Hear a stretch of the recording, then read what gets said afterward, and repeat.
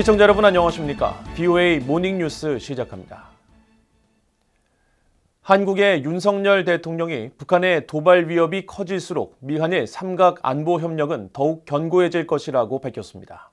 또 캠프 데이비드에서 열린 미한일 정상회의는 3국의 포괄적 협력 체계를 제도화하고 공고화했다고 평가하고 3국의 협력은 범지역 협력체로 진화할 것이라고 강조했습니다. 첫 소식 허무호 기자가 보도합니다. 미국 대통령 별장 캠프 데이비드에서 사상 첫 미한일 3국 정상회담을 가졌던 한국의 윤석열 대통령이 귀국 후 국무회의를 통해 미한일 정상회의 성과를 직접 설명했습니다. 윤 대통령은 이번 3국 정상회의를 계기로 미한일 협력의 새로운 시대가 열렸다면서 특히 미한일 3국은 북한 미사일 정보의 조기 경보 시스템을 구축하고 미한일 방어 훈련을 체계적인 계획에 따라 정례적으로 실시할 것이라고 밝혔습니다. 또 북한 정권의 핵미사일 개발 자금줄인 사이버 불법 활동을 감시하고 차단하는 데 3국이 역량을 집중할 것이라면서 북한의 도발 위협이 커지면 커질수록 미한일 삼각 안보 협력의 결정체 구조는 더욱 견고해질 것이라고 강조했습니다. 인태 지역의 모든 국민들과 인류 전체의 자유, 평화, 번영에 기여하게 될 것입니다. 그것이 바로 3국의 공동 이익과 부합하는 것입니다. 우리 국민들에게 위험은 확실하게 줄어들고 기회는 확실하게 커질 것입니다. 윤 대통령은 또 미한일 협력은 이제 한반도 영내 공조만이 아니라 인도태평양 지역 전반의 자유와 평화, 번영을 구축하기 위한 범지역 협력체로 진화할 것이라고 밝혔습니다. 앞으로 한미일 3국 협력체는 오커스, 쿼드 등과 함께 영내외 평화와 번영을 증진하는 강력한 협력체로 기능하면서 확대 발전해 나갈 것입니다. 을지 프리덤 실드, UFS 미한 연합 연습과 관련해서는 단호한 대응을 강조했습니다. 한국의 원전과 첨단 산업시설, 국가통신망 등을 북한이 미사일이나 드론, 사이버 공격으로 공격해 국가 기반 체계를 마비시키려 할 것이라며 국민들이 직접 대피 훈련에 참여함으로써 공습 상황에 대한 대응 역량을 높여나가야 한다고 밝혔습니다. 특히 핵 경보 전파 체계와 국가적 대응 능력도 확실하게 점검하라고 지시했습니다. 북한은 전쟁 목적을 달성하기 위해서라면 모든 가용 수단을 총동원할 것이며 핵 사용도 불사할 것입니다. 올해 연습부터는 정부 차원의 북핵 대응 훈련을 처음으로 실시합니다. 윤 대통령은 그러면서 미한일 3국의 경제협력과 인적 교류 증진은 한국의 미래 성장 동력 확보와 고소득 일자리 창출에 크게 기여할 것이라면서 국민이 체감할 수 있는 3국 협력의 혜택과 이득도 더욱 증대될 것이라고 밝혔습니다. BOA 뉴스 허무호입니다. 미국 전문가들은 미한일 3국이 캠프 데이비드 정상회의를 통해 협력 강화 방안을 제도화한 것이 가장 큰 성과라며 세 나라 모두 매우 성공적인 결과를 도출해냈다고 평가했습니다. 미국 국무부 출신의 토머스 신킨 애틀랜틱 카운슬 선임연구원은 18일 BOA와의 화상 인터뷰에서 미한일 3국이 이번 정상회의에서 놀라운 수준의 단합된 모습을 보여주면서도 세 나라가 협력 방안을 제도화한 것을 큰 성과라고 밝혔습니다. 또 북한에 대한 미사일 경보 실시간 공유 체계 가동과 북한의 핵과 탄도미사일 위협에 대응하기 위한 강화된 탄도미사일 방어 협력 추진 등에 대해 이견 없이 협력 방안이 도출된 것도 그동안 다져온 3국 간 관계 강화 의지가 밑바탕이 됐다고 진단했습니다.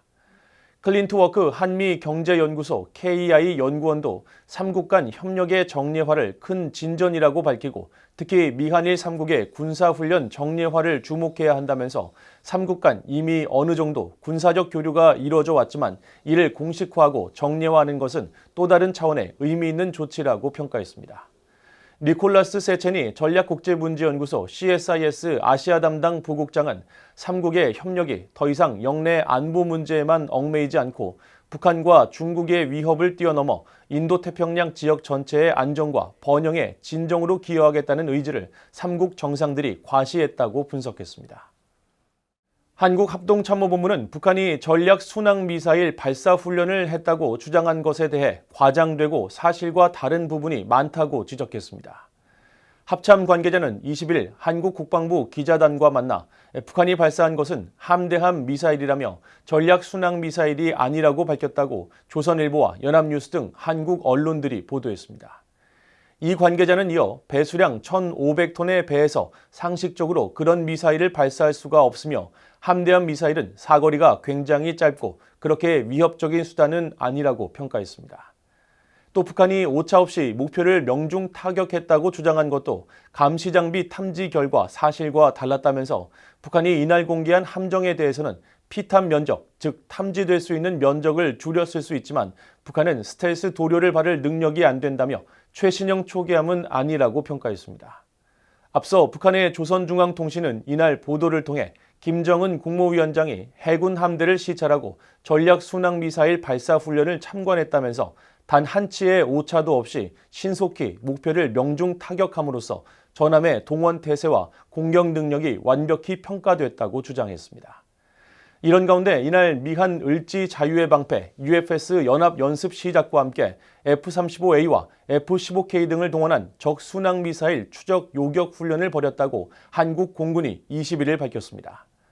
한국 공군은 전투 준비 태세 확립 차원에서 적기의 영공 침범과 순항 미사일이 날아오는 복합적인 도발 상황을 가정해 교전 수행 절차를 확인했고 지상에서는 대공 레이더와 신궁, 천궁 등을 활용해 적기와 순항 미사일을 추적 요격하는 대응 절차를 연습했다고 밝혔습니다. 김영호 한국통일부 장관은 전쟁과 분단으로 인한 한국 국민 인권 문제에 근본적인 해결 없이 전쟁 종료를 선언하는 것은 부적절하다고 밝혔습니다.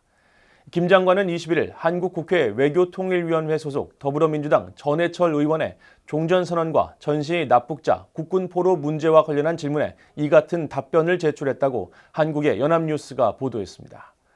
보도에 따르면 김 장관은 전시 납북자와 국군포로, 억류자 등의 문제는 전쟁과 분단으로 초래된 인도적 문제이자 북한이 우리 국민에게 가하고 있는 인권 문제라고 밝히고 전시 납북자와 국군포로 유가족 단체 등은 전쟁에 대한 북한의 책임 있는 조치와 문제 해결이 전제되지 않은 상황에서 종전선언 추진에 반대해왔다고 지적했습니다. 또 섣부른 종전선언 추진은 납북자와 국군포로 억류자 문제 해결을 더욱 어렵게 하고 북한에 잘못된 신호를 줄 우려가 있다면서 종전선언에 매달려 국가의 책무인 자국민 보호와 국민의 인권을 소홀히 해서는 안 된다는 것이 한국 정부의 확고한 입장이라고 강조했습니다. 중국이 지난달 유엔 안보리가 금수품으로 지정한 품목을 또다시 수출하면서 3개월 연속 북한과 금수품 거래를 한 것으로 드러났습니다. 중국 해관총서가 최근 발표한 7월 북중무역 세부 자료에는 중국이 유엔 안보리가 금지한 HS 코드 국제 통일 상품 분류 체계 가운데 철강 제품과 비금속 공구, 기계류 등 72와 73, 82, 84, 85, 87로 시작하는 제품을 북한에 수출했다는 내용이 담겨 있습니다. 북한과 중국이 지난달 거래한 금수품은 모두 24개 품목으로 중국의 수출 총액은 4만 3천 달러 수준입니다. 앞서 유엔 안보리는 2017년 대북제재 결의 23975를 채택하면서 유엔 회원국은 철강과 철강 제품, 비금속으로 만든 공구와 각종 제품, 기계류, 전자기기, 철도용 이외 차량과 그 부분품 등을 북한에 판매할 수 없도록 했습니다.